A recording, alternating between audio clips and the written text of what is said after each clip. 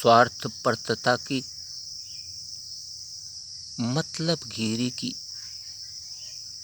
असत्य की, अधर्म, अन्याय की, बेईमानी की,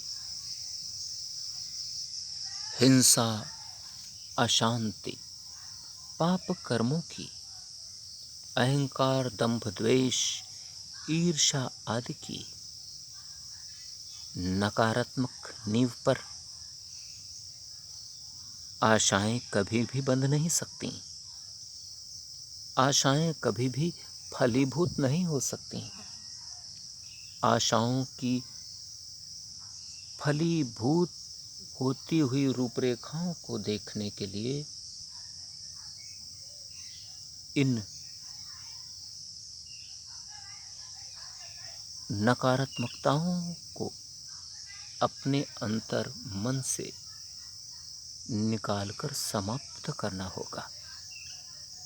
यदि एक पक्ष से इन नकारात्मकताओं को कम कर दिया गया या हटा दिया गया या नष्ट या समाप्त कर दिया गया, तो आशाओं के बंधे रहने की, आशाओं के बने रहने की, आशाओं के न टूटने की संभावनाएं बनी रहेंगी।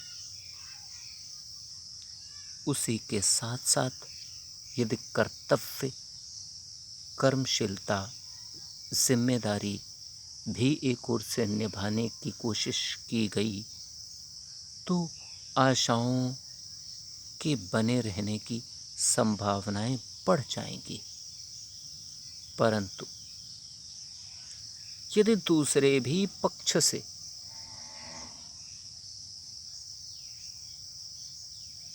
इन नकारात्मकताओं को,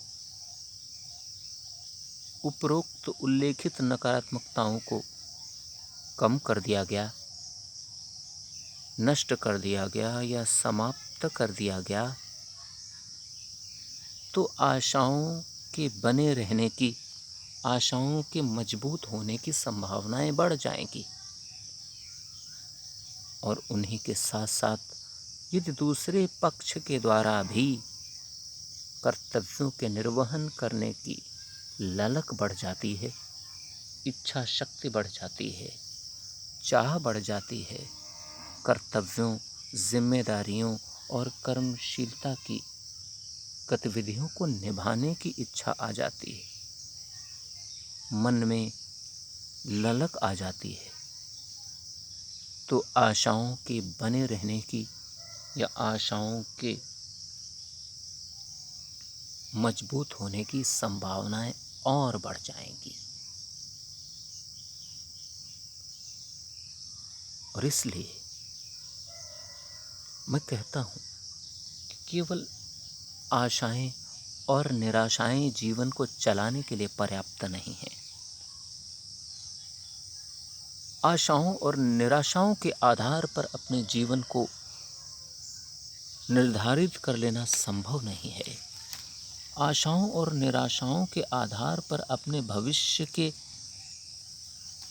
रूप को तैयार करना संभव नहीं है। भविष्य की गतिविधियों को, भविष्य की रूपरेखाओं को निर्धारित कर लेना, काबू कर लेना संभव नहीं है। आशाओं को बनी रखने के लिए, आशाओं के अनुरूप सब कुछ अच्छा होने के लिए कर्तव्यों का, कर्मशीलता का, जिम्मेदारियों का होना परम आवश्यक है। जब जब इन कर्तव्यों को निभाया जाएगा, तब तब ये सफलताएं स्वयं ही सामने आकर दिख जाएंगी, जिनकी हम आशाएं और कल्पनाएं करते हैं।